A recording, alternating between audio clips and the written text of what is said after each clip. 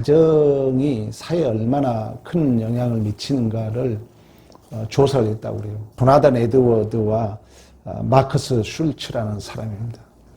둘이는 절실한 친구였다고 그래요. 근데 조나단 에드워드는 신앙생활을 했고, 마커스 슐츠라는 사람은 신앙생활을 하지 않았고, 그래서 뉴욕 교육위원회에서 이 두 가정의 5대 자손, 이제 5대까지 이렇게 조사를 해본 거예요. 그랬더니 조나단 에드워드 후손들은 약 729명이 이렇게 5대 그 자손으로 출생한 거예요. 그리고 마커스 슐츠는 약 1062명 이렇게 후손을 뒀다고 그래요. 근데 이제 조나단 에드워드는 신앙생활을 잘 했기 때문에 미국 프리스턴 대학의 초대 총장이 됐어요. 그래서 그 프리스턴 대학의 도서관에 가면은 그 가계도가 있다 이런 얘기를 내가 어떤 목사님한테 들은 기억이 나요. 물론 가보지는 않았습니다만은. 그리고 이 마커스 슐츠는 뉴욕에서 술 장사를 해가지고 엄청난 거부가 되었다고 그럽니다. 그러니까 외형적으로 보면은 둘 다 성공하게 보여요. 조나단 에드워드는 프리스턴 대학의 초대 총장이 되었고, 또 마커스 슐츠는 술 장사를 해가지고 엄청난 그 부자가 됐기 때문에.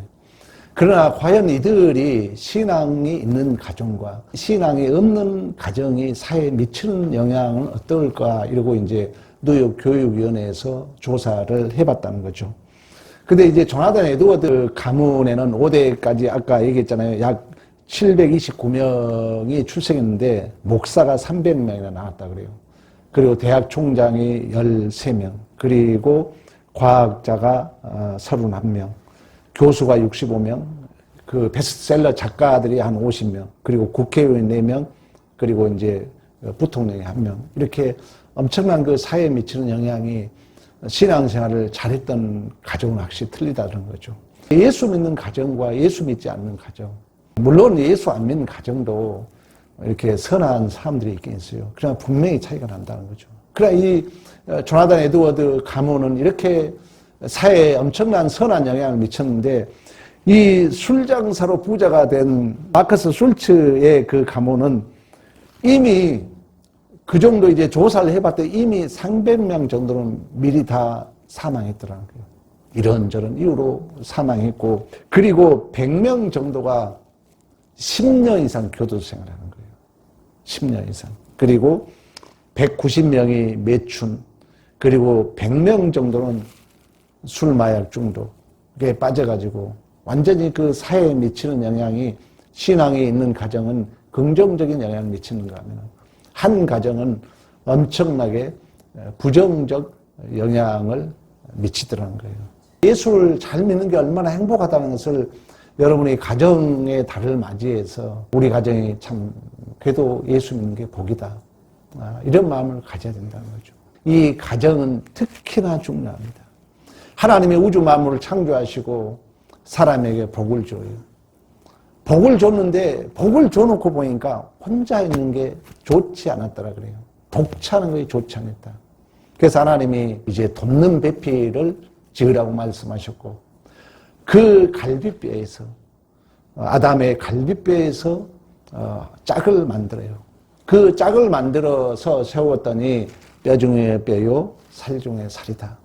우리 창세기 공부했던 것처럼 이 비밀, 이 신비함, 이걸 이제 교회와 그리스도의 관계를 얘기하고 있다는 것입니다. 그러니까 신앙의 첫 단추가 기독교적 교육은 가정이라는 거예요. 가정. 교회에서는 영적인 양식을 공급해 주면은 그 첫 실현한 장소가 가정이라는 것입니다.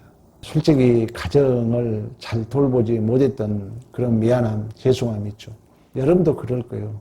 여러분들이 부유하게 자녀들에게 잘해준 사람은 어쩔지 모르겠지만 그렇지 못한 부모의 입장에서 항상 미안하죠. 그런 마음을 갖는 거예요. 그래도 여러분들이 꼭 자녀들에게 너 하나님 중심적으로 살아야 돼요. 하나님 중심적으로 교회 중심으로 살아야 돼. 이걸 꼭 가르쳐야 된다는 것입니다. 예수 생명이 없으면 다 자기 중심적으로 가기 때문에 어느 누가 손해보려고 하지 않는다는 거예요. 그런데 이러한 영향이 여러분 가정에 스며든다는 거예요. 그래서 요즘 젊은 애들 데이트해도 여러분 알죠? 더치페이. 옛날에 남자가 샀잖아요.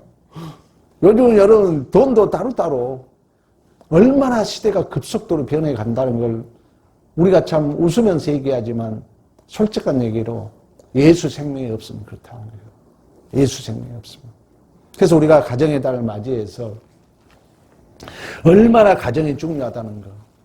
이 가정이 하나님 나라의 천국을 맛보고 또 훈련하고 하나님의 백성들이 어떻게 살아가야 되는가를 보여주는 하나님의 최소의 단위 창조의 작품이 바로 우리의 가정인 줄로 믿습니다. 가정은 이처럼 예수 그리스도와 교회가 한 몸을 이룬 것처럼 남자와 여자와 한 몸을 이루는 신비적인 연합이라는 거예요. 돕는 배필이라 그러잖아요. 그러니까 성품과 신분에 있어서 서로 갖고 언제나 곁에서 살면서 서로 위로해주고 기쁨과 하나님의 형상을 나눌 수 있는 복, 이게 가정에 주어졌다는 거예요. 가정에. 갈빗뼈라는 것은 한쪽 편이라고 그러잖아요. 그리고 이 한쪽 편을 만들기 위하여 깊이 잠들게 했다 그러잖아요. 쉽게 말하면 죽여서 만들었다는 거예요. 그러니까 생명을 살린다는 것은 십자가 원리예요. 내가 죽어야 돼요. 가정에 살기 위해서. 모두가 마찬가지예요.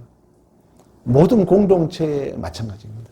여러분들이 진정한 삶의 어떤 큰 감동은 뭐냐면은 나하고 어떤 이해관계가 얽힌 사람과 관계 속에서 내가 한번 헌신함으로 말미암아, 내가 한번 손해봄으로 말미암아 화해를 이루는 거예요.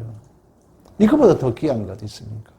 여러분들이 얽매여서 원수 관계에 매였던 사람들을 여러분들이 먼저 한번 찾아가는 거예요. 이거보다 더 귀한 게 어디 있냐고요, 믿는 자들이. 내가 죽지 않고는 결코 생명을 잉태할 수 없는 거예요. 부부관계도 마찬가지입니다. 가정에서 마찬가지예요. 내가 죽었을 때만이 생명을 잉태하고 또 죽음을 통해서 우리는 우리 예수가 십자가의 죽으심을 통하여 하나님과 우리의 원수관계와 화평케 되었던 것처럼 이러한 신비적 화평을 이루게 되는 줄로 믿습니다. 그래서 여러분, 이 가정의 소중함, 오장육부를 보호하는 것이 갈빗뼈가 보호하는 것처럼 서로가 그런 마음을 가져야 된다는 것입니다. 그러면서 21절, 24절에 남자를 깊이 잠들게 하고 갈빗대로 이제 출생한 여자에게 먼저 역할을 줍니다. 교회의 원리는 그래요. 여자에게 먼저 그 책임을 말씀하고 있어요. 22절에 아내들이 자기 남편에게 복종하여 죽게 달하라. 또 24절 교회가 그리스도께 하던 남편들에게 복종하라. 그러니까 먼저 아내들에게 구체적인 역할과 의무와 책임을 줬는데 남편에게 복종하기를 죽게 하듯 하라는 거예요. 우리 한번 고린도 전서를 한번 찾아보겠습니다. 고린도 전서 11장 3절. 그러나 나는 너희가 알기를 원하노라. 각 남자의 머리는 그리스도요, 여자의 머리는 남자요, 그리스도의 머리는 하나님이시니라. 아멘. 하나님은 권위와 질서를 통해서 우주 만물을 보존해 갑니다. 그러니까 인격적 차별이 아니에요. 남자가 잘났다는 게 아니에요. 남자가 인격의 우열의 문제가 아니라는 거예요. 자, 우리가 밥을 줄을 서면은 줄을 서잖아요. 밥 먹으려면 줄을 서잖아요. 서로 막 가서 먹으려면 안 되잖아요.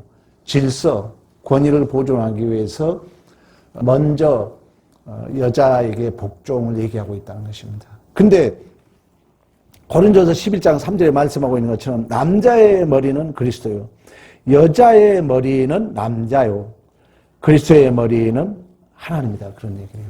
질서 차원에서. 그러니까 여러분, 가정을 지키는 중요한 원리입니다. 더 가봅니다. 11장 7절 9절로 가봅니다. 남자는 하나님의 형상과 영광이니 머리를 마땅히 가리지 아니하거니와 여자는 남자의 영광이니라. 남자가 여자에게 난 것이 아니요 여자가 남자에게 났으니 또 남자가 여자를 위하여 지음받는이 아니고 여자가 남자를 위하여 지음을 받음이니라. 아멘. 그러니까 남자는 하나님의 형상과 영광이라는 거예요. 그 영광이라는 건 뭐냐면은 나타나다 보여진다는 거예요. 그러면서 뭐라 합니까? 여자는 남자의 영광이에요. 이 말은 뭐냐면 여자는 여자가 여자 똑똑함으로 드러나면 안 되고 그 영광을 남자에게 돌린다는 거예요. 질서 차원에서.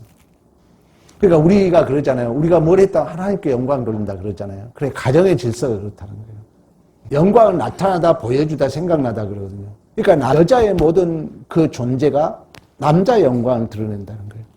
그리고 남자가 여자에게 난 것이 아니요 여자가 남자에게 났으니 남자가 여자를 위하여 지음받지 아니하고 여자가 남자를 위하여.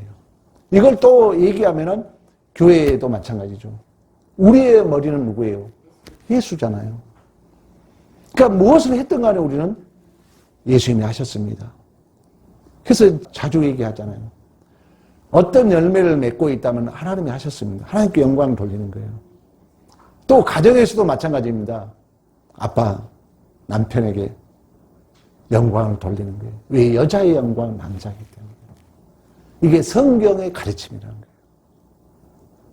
그러면 이제 그 가정에 질서가 잡힌다는 거예요. 권위가 보존된다는 것입니다. 인격적 차별이 아니라는 거예요. 남자가 똑똑해서가 아니라 여자가 못나서가 아니라 하나님의 보존의 원리가 그렇다는 것입니다. 그래서 아내들은 이러한 창조 순서와 질서와 역할의 책임 차원에서 남편을 머리에 두라는 것입니다. 그러나 이 질서가 깨지잖아요. 범죄한 후에. 그러면 자, 하와는 사단의 유혹을 받았어요. 그러면 질서와 권위 차원에서 누구에게 물어봐야 되겠어요? 아담에게 물어봐야죠. 왜? 하나님은 누구에게 약속을 했죠? 아담에게 약속했잖아요. 그래서 이 권위가 깨지는 거예요. 지 마음대로 하는 거예요. 그래서 결국 이제 유혹을 받아요. 이제 유혹을 받고 나서 또 자기가 어른처럼 아담에게 선악과를 뭐라고 그래요? 먹으라고 강요하잖아요. 이 질서가 깨지면 그렇다는 거예요. 그래서 하나님은 우주 만물을 보존해 가는 역사 속에서 이러한 가정을 중요시 여기는데 이 가정의 권위, 질서, 그 책임을 먼저 아내들이여 남편에게 복종이라 이런 얘기를 하는 것입니다. 왜 이런 얘기를 하냐면은 요즘 사회를 우리가 포스트 모더니즘 시대라 그래요. 그러니까 우리가 이제 그 16세기, 17세기 종교개혁, 옛날에는 그 로마 가톨릭이 권위가 너무 강했잖아요. 그래서 소위 문해붕, 다시 말하면 당시에 개인의 인격이 너무 무시당했기 때문에 개인의 존재를 좀 인정해 주자. 그래서 인문주의, 우리가 소위 요즘 그런 말을 인문학적 수로로 포스트 모더니즘, 절대 진리, 절대 가치가 없다는 거예요. 그러다 보니까 누구 밑에서 배우고 순종하는 것을 무조건 거부해요. 그래서 요즘 직장 젊은이들이 돈 벌기 위해서 직장 생활하는 거예요. 상사를 인정하지 않습니다. 돈의 목적으로만 있는 거예요. 그래서 빨리 벌어서 나오는 것입니다. 그러다 보니까 존경하는 사람 여러분 없잖아요. 우리 기억납니까? 초등학교 때 사은회 졸업식 할 때 여러분 눈물 흘렸던 기억나죠? 얼마나 울었어요. 그 스승의 은혜는 하늘보다는 없다. 얼마나 스승을 존경했습니까? 가정 방문 왔던 기억이 나요, 지금도. 선생님 하면은 하늘같이. 이런 것을 안 가르치다 보니까 자녀들이 선생님 순종하지도 않고 또 엄마들도 저도 있어봤지만 아유, 우리 선생님 죄송합니다. 그래야 되는데 오자마자 왜 그랬냐고 막 그 자녀들 앞에 선생님한테 먼저 뭐라 하고 이런 것들을 저도 봤거든요. 제가 진로 상담실에 있었잖아요. 그러니까 이 시대가 우리가 가정의 권위와 질서가 무너지면은 우리 자녀들은 권위와 질서를 배울 데가 없는 거예요. 그러니까 학교 가도 무시하고 직장 상사도 무시해요. 우리는 선교부가 있었어요. 중학교 때 딱 서 있잖아요. 오면은 저 밑에서 후배들이 탁 인사해야 들어옵니다. 단추, 호크 우리 다 있었잖아요. 복장 분량 바로 그 자리에서 월차례 받았죠. 물론 이게 너무 강한 것도 문제지만 그때는 그만치 권위와 질서를 보존한 게 있었다는 거예요. 그렇다 해서 우리가 선배들을 절대 욕하지 않았어요. 그 권위에 우리가 순종했습니다. 그러나 이러한 것들이 이제 가정에서 무너지게 되면은 앞으로 더 그런다는 거예요. 더 그렇다는 거예요. 그렇게 되면은 우리의 자녀들은 이 권위와 질서를 배울 데가 없기 때문에 무조건 거부하고 그렇다는 거예요. 그래서 가정에서 여러분들이 또 여러분 직장에 가도 마찬가지예요. 우리 믿는 자들은 상사의 권위에 우리는 순종해야 됩니다. 여러분이 개인적으로 상한 마음이 있으면 개인적으로 가서 아이 사장님 이런 거 이렇습니다. 그렇게 얘기해야지. 막 우리 너무 똑똑하다 보니까 잘못하면 여러분이 믿는 자들이 내 개인적 좀 틀림이 있다 할지라도 우리는 그 권위와 질서를 보존해 가는데 우리의 마음을 집중해야 됨을 성경은 우리에게 가르쳐 주고 있습니다. 이처럼 가정이라는 것은 이러한 권위와 순종을 통하여 결국 우리가 함께 성장해 가는 거죠. 그러나 가정의 권위와 질서가 무너지면은 다음 세대들은 어디서 배울 수가 없다는 거예요. 그리고 다른 데 권위는 법적인 관계이기 때문에 맹목적이에요. 그러나 가정은 인격적 관계이기 때문에 진정한 자발적 순종, 자발적 권위 질서를 배우는 것이 가정이라는 거예요. 그래서 여러분들이 가정에서 이러한 하나님께서 우리에게 주신 권위와 질서를 우리가 보존하고 지켜가야 된다. 두 번째로 이제 남편의 배역입니다. 남편은 권위적이고 명령과 섬김을 받는 것이 아니라 아내를 사랑할 책임이 있어요. 25절에 그 얘기합니다. 남편들아 아내의 사랑하기를 그리스도께 교회를 사랑하고 교회를 위하여 자신을 주신 같이 하라. 28절 이와 같이 남편들도 자기 아내 사랑하기를 자기 자신과 같이 할지니 자기 아내를 사랑하는 자는 자기를 사랑하는 것이라. 그러면서 30절 뭐라 합니까? 우리는 그의 몸의 지체임이라. 그러니까 남편들은 그리스도께서 교회를 책임진 것 같이 가정의 책임은 어떻게 보면은 아내보다도 남편들이 더 중요합니다. 그러니까 그 순종과 사랑의 한 몸으로 우리가 묶어놓으신 목적은 물론 오늘 본문에 27절에 말씀하고 있잖아요. 자기 앞에 영광스러운 교회로 세우사 티나 주림 잡힌 것들이 없이 거룩하고 흠이 없게 하려 하심이라 말씀하고 있는 것처럼 이제 이러한 책임과 이러한 순종과 사랑을 통해서 우리가 함께 크는 거예요. 사실 여러분들이 뒤돌아 봐보세요. 이 자리에 오기까지 수없는 실패와 좌절이 있었잖아요. 그러나 사실 그러한 삶이 있었기 때문에 오늘의 내가 있는 거예요. 내가 깊어진 거죠. 내가 넓어진 거죠.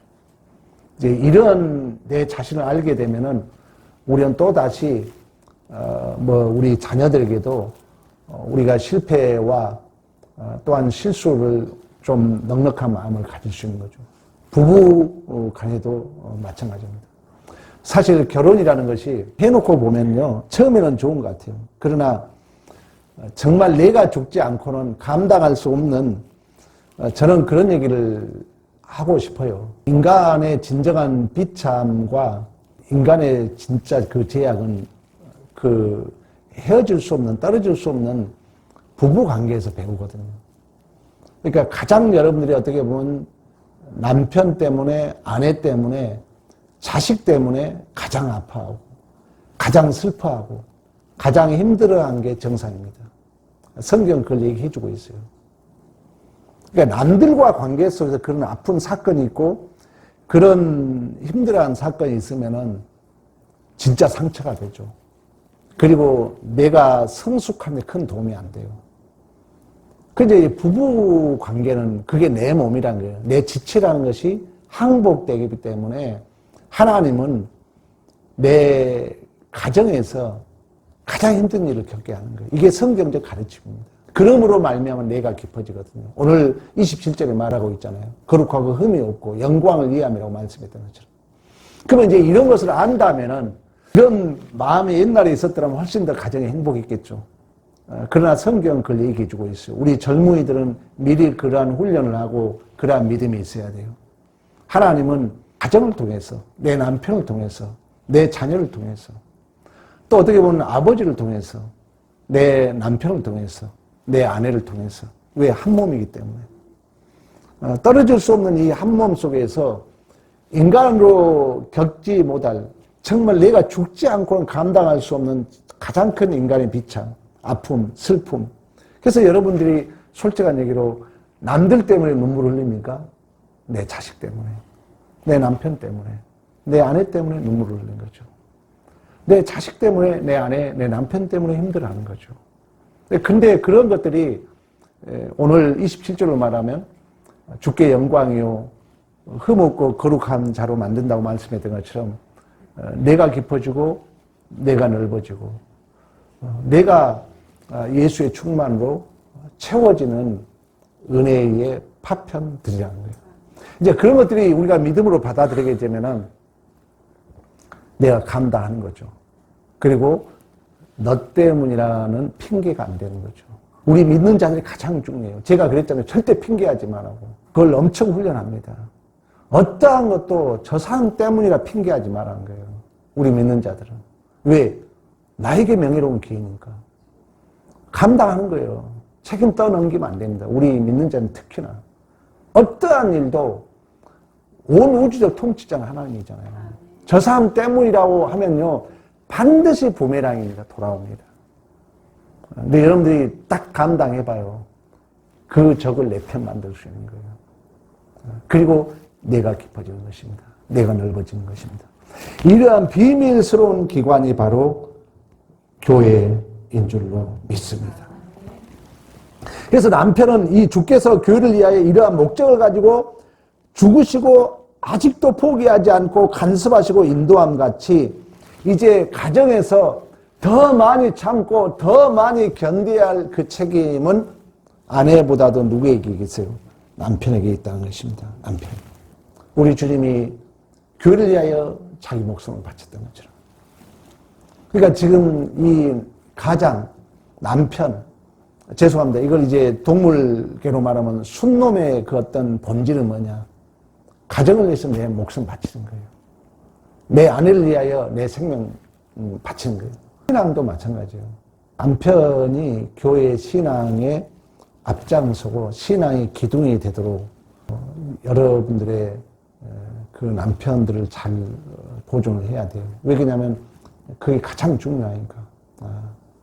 하나님은 여전히 질서 차원에서 한 남자가 태어나서 이렇게 가정을 지키면서 또 신앙 교육에 있어서 그 지도자의 역할을 한다는 거. 왜? 가정의 머리니까.